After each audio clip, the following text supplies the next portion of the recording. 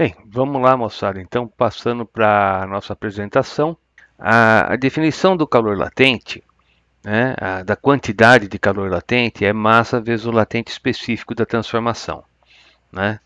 Então, a gente está falando de substâncias que são substâncias puras e cristalinas, né? Então, se é uma substância amorfa, você vai ter tanto a mudança de fase como o aquecimento, a variação da temperatura, né? Aqui no caso, ou você tem a variação da temperatura, ou tem a mudança de fase. Não acontece os dois processos ao mesmo tempo, né? Então, se a substância é pura e cristalina, né, você vai ter, né, massa vezes o calor específico, né, calor latente específico da transformação. A unidade desse calor latente, é joule por quilograma no sistema internacional, mas uma unidade que ainda é muito utilizada é caloria por grama, né? Apesar de haver recomendação de se evitar a utilização de caloria, mas pelo que eu tenho visto, né, ainda aparece bastante. Então, quais são as transformações? Então, você tem as fases sólida, líquida e gasosa. Sólido para líquido, você vai ter fusão, de líquido para gasoso, você vai ter vaporização. Vaporização que pode acontecer em três processos: ebulição, então você põe água numa panela, bota lá para ferver, então toda aquela substância, né, toda aquela porção, né, entra em ebulição, então começa lá a ferver, né? Ou então você tem a evaporação, você lava uma camisa e pendura no varal, né, e o processo ocorre lentamente. Então é um outro processo de vaporização, a evaporação. Tem ainda a calefação. Você pega a água e borrifa numa chapa quente e ela fica lá uma gotinha pulando, né? Então esse processo também é um processo de vaporização. Então não é um único processo, só aí já citei três processos de vaporização, tá?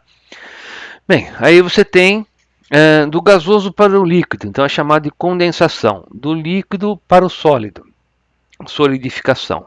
Tem também do sólido para o gasoso, né? E do gasoso para o sólido, que é chamado de sublimação, tá? Então, aqui nesse diagrama, quando você vem vindo aqui da esquerda para a direita, você está recebendo calor, quando você está indo no sentido contrário, você está cedendo calor, né? Curvas de aquecimento. Bem, aqui no caso você está fornecendo energia, então você pega, por exemplo, uma substância na fase sólida, ela aquece, né, até o seu ponto de fusão, aqui ela tem o processo de fusão, aí você continua aquecendo a substância até chegar no ponto de ebulição, tem, né, a mudança de fase, se torna vapor e aí você aquece o vapor, tá? Aqui você pega o vapor, né, esfria até o ponto de condensação, condensa, ou seja, ele vai se tornar líquido, né? Aí você pega o líquido e esfria até o ponto de solidificação, né? Aqui você tem a mudança de fase, de líquido para sólido, né? E depois você pega o sólido e continua esfriando. Então aqui você está fornecendo energia, aqui você está retirando energia do sistema, tá bom? Que mais que a gente tem que lembrar? A equaçãozinha do começo da aula, que a quantidade de calor latente vem a ser massa vezes o latente específico da transformação, tá? Então vamos fazer o primeiro exercício, né? Em um dia quente, um atleta corre dissipando 750 watts durante 30 minutos. Suponha que ele só transfira essa energia para o meio externo através da evaporação do suor e que todo o seu suor seja aproveitado para a sua refrigeração. Adote que o calor latente da transformação, né, aí associada nessa situação, que é de você levar do líquido para o vapor, né, então é de vaporização, é de 2.500 joules por grama, então está fora do sistema internacional, né? Então, vamos lá. Qual é a taxa de perda de água do atleta em quilograma por minuto? E depois, quantos litros de água ele perde em 30 minutos de corrida? Tá, então vamos passar para a nossa mesa, né? E aí vamos fazer. Então temos aí o seguinte.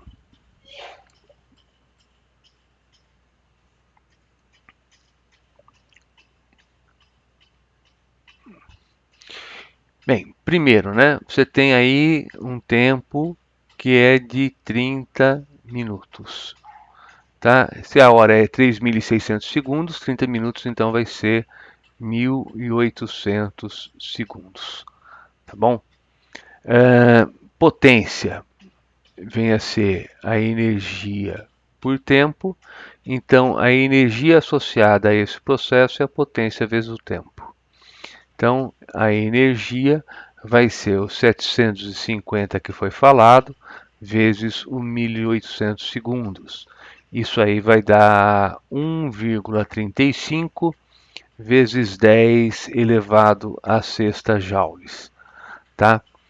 Bem, mas a pergunta foi outra. A pergunta foi qual é a taxa de perda de água, né? Então, para isso eu vou falar que a quantidade de calor latente vem a ser massa vezes o catente específico da transformação. Então, aqui vai ser o 1,35 vezes 10 a sexta. A massa você quer encontrar e o valor que você está usando são os 2.500, né, joules por grama. Então você vai achar a massa aqui em grama. Então isso vai dar, né, passando esse valor aqui dividindo, né, 540 gramas ou ainda 0,54 quilogramas. Tá? Como no item B ele pergunta, né, quantos litros, né, você sabe que 1 litro de água tem 1 quilograma, então para o item B já está resolvido. Né? Quer dizer, qual que é o volume? É 0,54 litros. Né? Porque 1 litro é 1 quilograma, 0,54 quilogramas é 0,54 litros. Então essa parte já está feita. Agora vamos para o item A. Né? Então no item A, o que está sendo pedido é qual é a razão, né, de perda de água em quilograma por minuto. Então a continha que eu vou fazer aí é o seguinte, ó, em 30 minutos, né, o valor que eu tenho aqui é de 0,54 quilogramas. E eu quero saber então em 1 minuto. Em 1 minuto, esse valor é x. Tá? Então, esse valor do x é igual a 0,018 quilogramas por minuto. É isso que foi perguntado. Né? Qual que é a taxa de perda de água? Tá? Então, essa parte que está em azul é a parte comum, né, que você está resolvendo para fazer tanto o item A como o item B. Tá bom? Facinho, né? E é da Unicamp esse aí. O primeiro exercício, esse aqui já é o segundo, o primeiro exercício ele já é bem mais difícil, só que eu não estou resolvendo porque a gente tinha que ter feito, né? Teria que ter visto primeiro a parte de quantidade de movimento, que vai ser feita depois. Então eu pulei o primeiro exercício aí e a gente faz depois numa outra ocasião. Tá certo? Vamos passar agora para o próximo exercício. Então, tá aqui. Sob pressão constante, eleva-se a temperatura de certa massa de gelo, inicialmente a 253 kelvins, por meio de transferência de calor, a uma taxa constante, até que se obtenha água a 293 Kelvin. Então, você pega o gelo, vai até o ponto, né, de fusão, tem o processo de fusão, aí você pega a água e aquece. Tá? Bem, a partir do gráfico. Qual é o maior calor específico? Você já sabe que é o da água, tanto resolver exercício, né? Que o calor específico da água é 1 e do gelo é em torno de meio. Né? Então, água. Bem, por quê? Bem, porque o calor específico ele está associado à seguinte ideia: é quanto você tem que fornecer de energia para 1 grama para variar de 1 grau Celsius. Você tem que fornecer mais energia para a água do que para o gelo. Né? Então veja, ó, aqui você teve uma variação de 20 kelvins e ficou fornecendo energia por 2 unidades aqui, 2 vezes 10 a terceira segundos. Para a água, para você fornecer, né, ter a mesma variação de 20 graus Celsius, olha só, teve que passar o dobro do tempo. quer dizer que o calor específico da água é o dobro do gelo. Tá? Então, qual o maior calor específico da água? Justifique.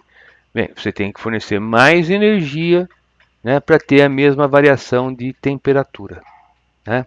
Ou ainda, né, aquele que tem o gráfico mais inclinado tem o menor calor específico. Aquele cujo gráfico é menos inclinado, né, tem o maior calor específico.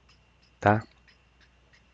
Por que a temperatura permanece constante em 273 Kelvin? Né? Então, o que está acontecendo aqui? Aqui está acontecendo a mudança de fase. Ela está indo da fase sólida para a fase líquida. Tá? Então, eu escrevi isso aí.